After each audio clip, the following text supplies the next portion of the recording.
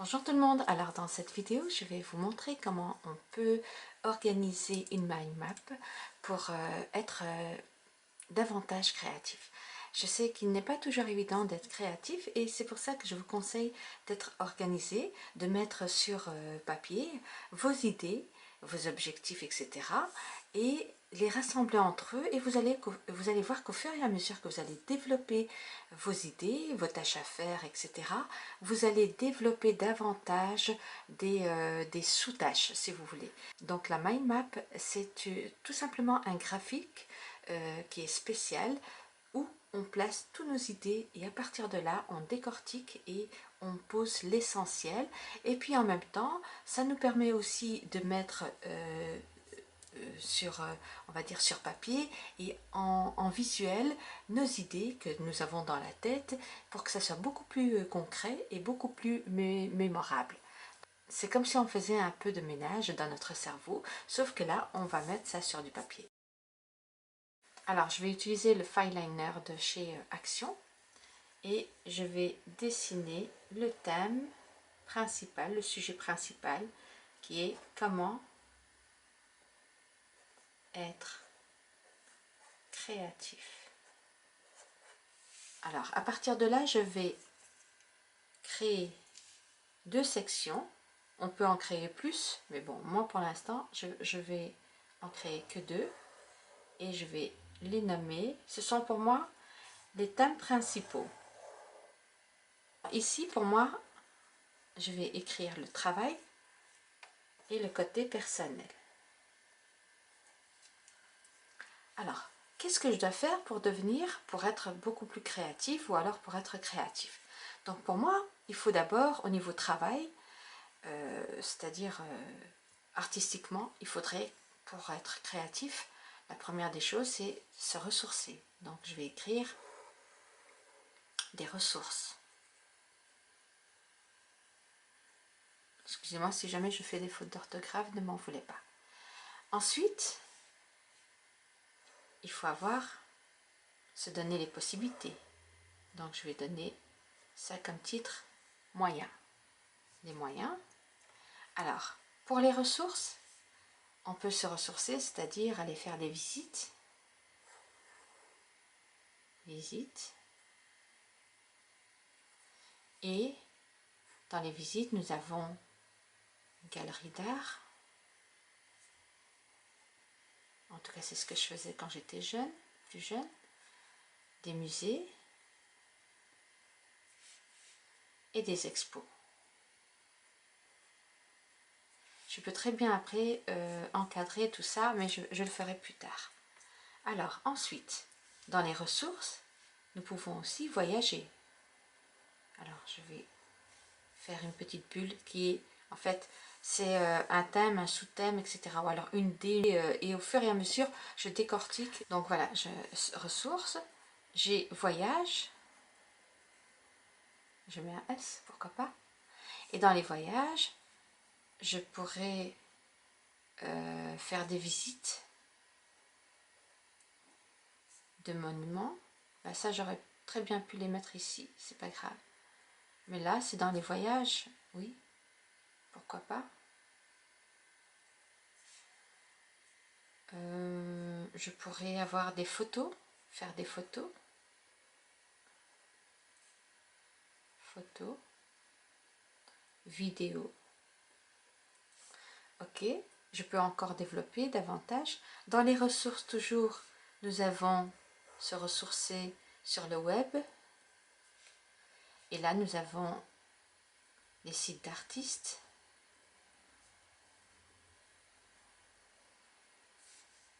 Nous avons Pinterest. Donc, il y en a d'autres, mais bon, pour l'instant, j'ai nommé Pinterest, Instagram, etc. Insta, etc. Et alors, il y a bien entendu art et tuto. Et je fais un joli sourire. Donc voilà. Dans les moyens, la première des choses, c'est avoir du matériel de dessin, peinture, aquarelle, etc. Avoir des livres,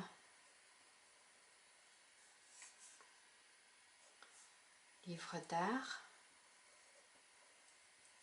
pourquoi pas des livres de motivation.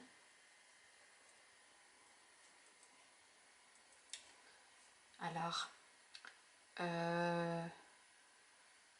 des magazines, j'aurais pu très bien les intégrer ici, mais pour moi les livres sont des livres et les magazines je les mélange pas, donc alors je vais écrire magazine,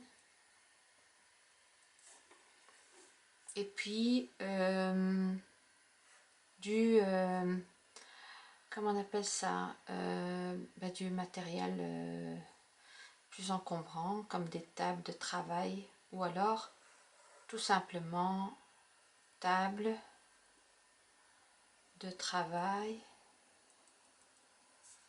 ou alors vous pouvez juste noter du mobilier, et alors vous mettez table, lampe, je sais pas, ce qui vous manque, chevalet, etc. Alors là, dans le côté personnel, ce qui nous importe le plus, c'est de se sentir bien. Donc bien-être, qui dit créativité dit aussi bien-être. Alors,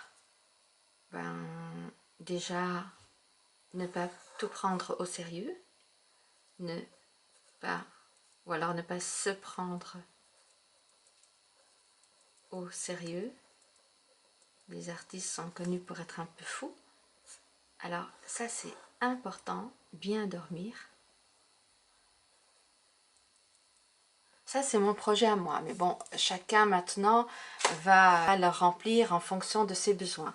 Alors bien dormir et aussi se lever tôt. Ensuite, pour moi, c'est faire un peu de relaxation et pourquoi pas des étirements. Alors, côté personnel, alors ce qui est important d'ailleurs, c'est ce qu'on est en train de faire, c'est l'organisation. Déjà, organisation chez soi, c'est aménager un coin de travail. Alors moi, à l'époque, avant d'avoir un atelier, eh bien, j'avais un petit coin, mais vraiment dans mon salon, où j'avais une petite table, mais vraiment un truc médiocre, mais j'avais ce coin-là qui ne bougeait pas. Donc j'allais, chaque soir quand je mettais au lit mes enfants, j'allais et je peignais, et je savais que j'avais mes pinceaux qui restaient là, qui ne bougeaient pas. Donc si vous pouvez, même dans une cuisine, si vous pouvez avoir un petit coin de travail, ce serait génial. Comme ça, vous n'allez pas être découragé à chaque fois de ressortir votre matériel, parce que c'est ce qui décourage dans les 50% un artiste ou un artiste en herbe, c'est de ressortir son matériel à chaque fois, et à chaque fois on rapporte et on procrastine, et ça c'est très très mauvais pour la créativité. Alors aménager un coin de travail stable, j'écris bien stable, parce que c'est vraiment important. Alors oui, organisation, pourquoi pas faire une liste des sujets à dessiner ou à peindre, à dessiner, et ça je vais encadrer. Ici, pourquoi pas organiser un emploi du temps, c'est-à-dire se dire chaque jour je me donne 1 heure de dessin, et comme ça je vais avancer au fur et à mesure et mon niveau va s'améliorer au fur et à mesure. Alors organiser, d'ailleurs c'est ce que je faisais moi aussi, dès que je mettais mes enfants au lit, à partir de 20 h, je commençais à dessiner, à peindre, et c'est comme ça que j'ai tenu la cadence, sinon j'aurais jamais pu continuer. Organiser un emploi de temps pour dessiner ou pour peindre, ou ou pourquoi pas pour colorier. Chacun sa passion. Alors important aussi, faire une liste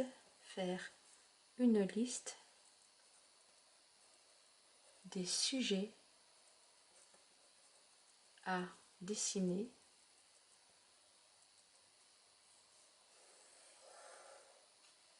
Et alors, pourquoi pas s'ajouter un objectif.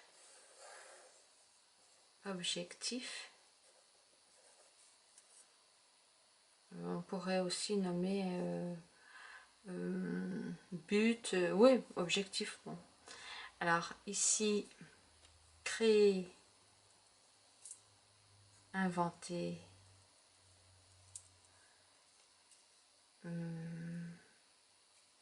ici, pratiquer, expérimenter,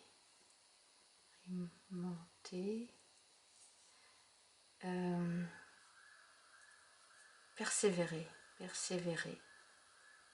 Ça aussi c'est important. Et là, se former sérieusement.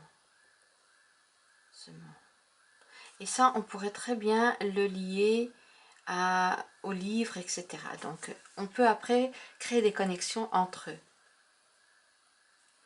Voilà, donc ma petite mind map a été créée. Maintenant, ce que je vais faire, je vais l'embellir, je vais la colorier. Je vais ajouter des motifs, etc. Mais au moins, je sais que tout est mis noir sur blanc. Donc, c'est un petit peu organisé comme je le voulais. Et voilà. Et comme ça, si jamais je veux me ressourcer, je n'ai juste qu'à revenir et lire mes petites notes, mes petites bulles. Voilà. Alors, je vais la refaire au propre et je vais vous montrer comment est-ce que je l'ai améliorée.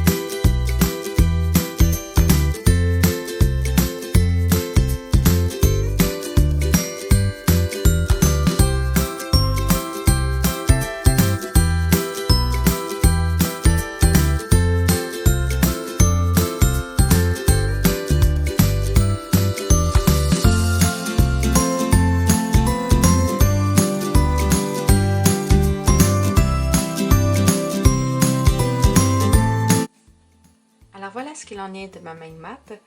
Donc vous voyez bien le résultat final, ce n'est pas celle que j'ai fait tout au début. La voici.